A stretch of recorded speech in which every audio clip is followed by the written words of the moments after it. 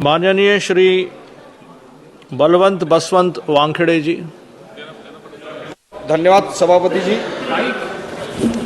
धन्यवाद सभापति जी।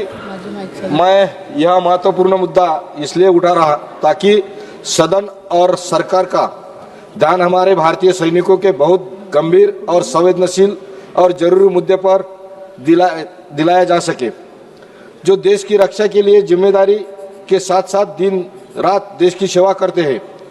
अध्यक्ष महोदय, देश में भारतीय सैनिकों को ट्रेनिंग, ट्रांसफर, ऑपरेशनल यूनिट में रिपोर्टिंग, इमरजेंसी ड्यूटी और छुट्टी के बाद समय पर डिप्लॉयमेंट में पहुंचने के लिए काफ़ी हद तक रेल यात्रा पर निर्भर रहना पड़ता।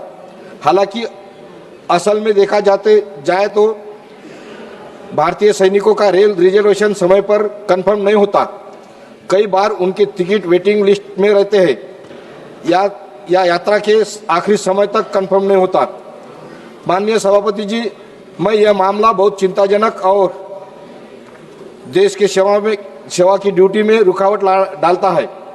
अगर सैनिक समय पर यूनिट नहीं पहुंच पाते तो इसका नेशनल सिक्योरिटी ऑपरेशन रेडिएशन के साथ साथ सैनिकों के मेंटल और फैमिली कंडीशन पर भी असर पड़ता है। ये ठीक नहीं कि देश के लिए अपनी जान जोखिम डालने वाले सैनिकों को ऐसी बेसिक सुविधा के लिए संघर्ष करना पड़े। सभापति महोदय, यह जरूरी है कि केंद्र सरकार और खासकर रेलवे मंत्रालय देश की रक्षा के लिए तैयार सैनिकों को इस मामले में तुरंत दखल ले। इसलिए इस सदन के जरिए मैं केंद्र सरकार से मांग करना चाहता हूं कि भारतीय सैनिकों के लिए एक अलग और गारंटी वाला रेलवे रिजर्वेशन कोटा लागू किया जाए। सैनिकों को ड्यूटी यात्रा के लिए तुरंत कंफर्म टिकट दिलाने के लिए एक अलग सिस्टम, फास्ट ट्रैक सिस्टम बनाया जाए। सभी बड़े ट्रेनों में सैनिकों के लिए खास सीटें रिजर्वेशन या पॉलिसी फैसला किया जाए।